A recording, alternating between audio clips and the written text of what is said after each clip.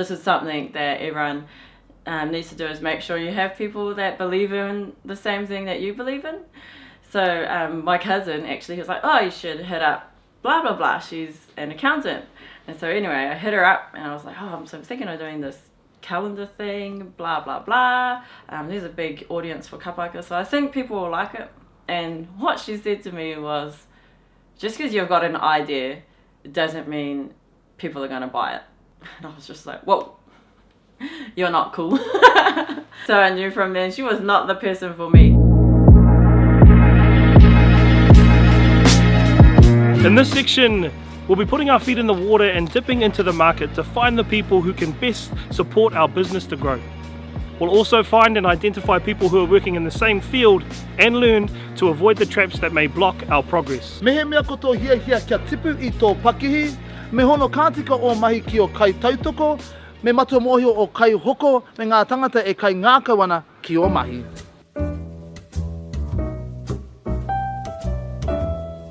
Within my business, there's more than just myself. I have two awesome wahine that help me out. I subcontract. So I pretty much subcontract a few people. I'm subcontracting another friend who's doing a lot of admin for me. She doesn't need to be in our space physically because we do a lot of it online. I actually have hired one of my friends to help me with my editing, and that's been a real time saver. Subcontracting machinists, subcontracting to different business mentors. But then I have my whānau and then my helpers, like my daughters for example, will help me at events.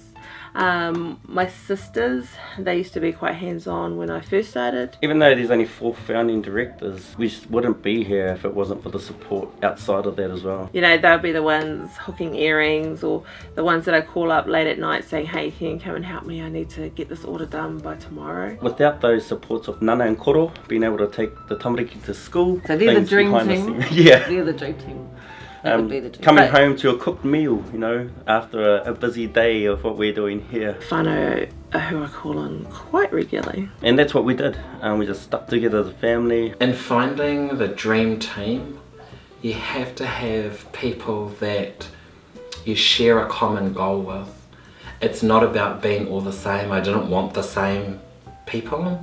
I wanted people that would think differently to me, because then we have a broader perspective, a wider range of thought to accommodate our followers, because it's very dynamic, it's very diverse, and I'm all about diversity. I mean, look at me. Our first chef, Mere Black Flax, she just happened to come up and needed some work and knew someone who was looking, and that person knew us, and she was amazing. Before we could go there, because we couldn't afford staff. Yeah, my sister actually did our cooking for the first couple of weeks, just to get the ball rolling. People that I can share a common goal with, which has always been mainly around uplifting and the betterment of others. Find yourself either some sort of support network, some support system, some support person, whether it's your whānau, whether it's your friends, whether it's people that you know that are in business or a similar business to you,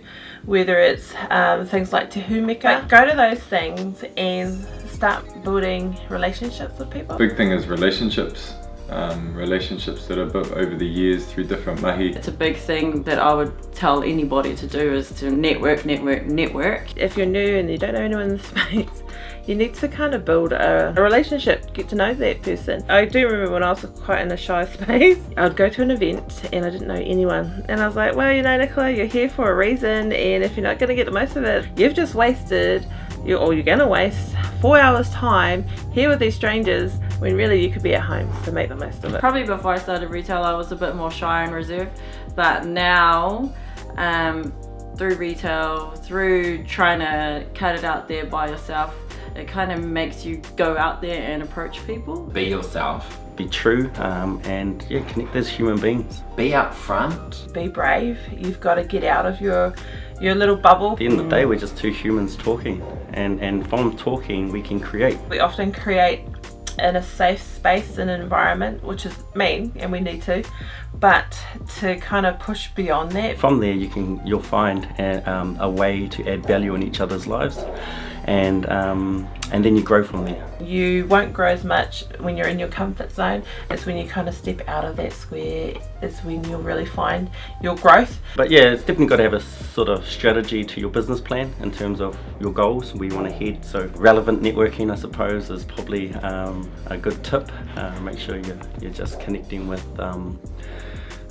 the spaces or areas that are going to help build value within your business and within your lives. Starting with that environment is how you're also going to grow and get good information, and you can learn from other people's mistakes so you don't have to do it. Every now and then people will message me on Instagram or Facebook or whatever. This girl last week, Trinity, she messaged me on Instagram and said she's a Māori photographer down there and she doesn't know any others. And just said if I was in the area, let her know. Yeah, just doing things like that. We don't see other CAFs and kai places as competition. We're not operating from a place of competition, but rather tautoko. We all do it different. We all deliver our kai different. We connect as people different.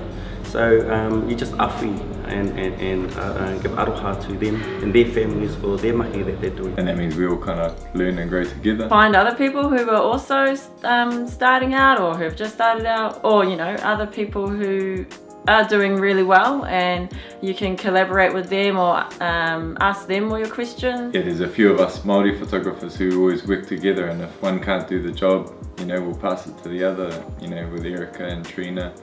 And there's a few others as well that every now and then, if one of us can't do it, we'll hit someone else up. I find having my photographer mates is really helpful for me because we bounce all sorts of questions off each other. It's actually conversations with Erica and with Trina and with Damien, Nikora and some others.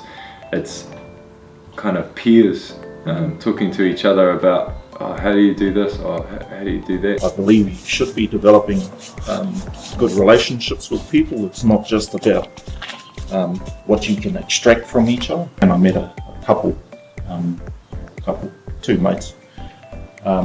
One, she's a fabulous artist, and the other one, she has a business background, and they kind of got talking one day and said, well, why don't you do what you do and I'll support you to do this and we'll see if we can make a business out of it. And that kind of struck me as a no-brainer rather than me trying to do things that I wasn't any good at. Like I said before, I couldn't film or take photos to save myself, professional photos. So you got to be able to tap into people who have those skills. Facebook, the groups are really handy. I've learned so much. There's a few editing groups that I'm a part of, not just New Zealand ones. Join the international ones, they're way better. Lenses and editing techniques, how to deal with clients. You just read all their stories and read the questions. It's also helped when I've talked to other people, even who aren't photographers, just people who are having their own businesses, sharing stuff that's worked for me. I've seen them implement it and it works.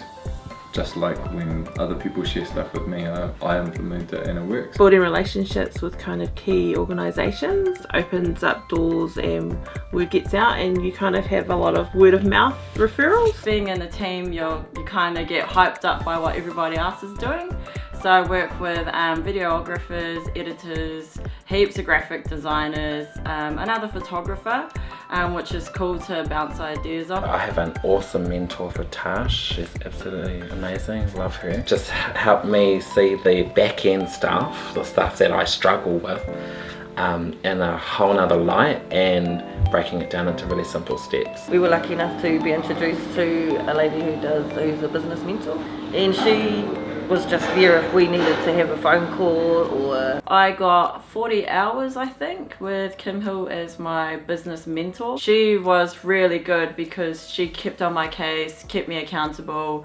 Every couple of weeks she'd check in with me and be like, hey, have you done this yet? Have you contacted this accountant? Have you registered for GST? Have you updated your website? So it's just really good to have somebody like that. Otherwise I probably would have been sleeping until 12 o'clock every day and not doing anything. So where Kairoa was to where it is now has been bigger than what I could have dreamt up a year ago. It's taken us all around the world to go and meet relations in their homes. I've met relations in South Dakota, Los Angeles, San Francisco, Gold Coast, Brisbane, Sydney, all around Aotearoa. It's just been an incredible journey that we've all been on together. Basically, I just try not to be a dick. If you're a dick, people don't want to work with you. And just be real. Yeah, I think that's why they got me. I don't know, they must like my work too.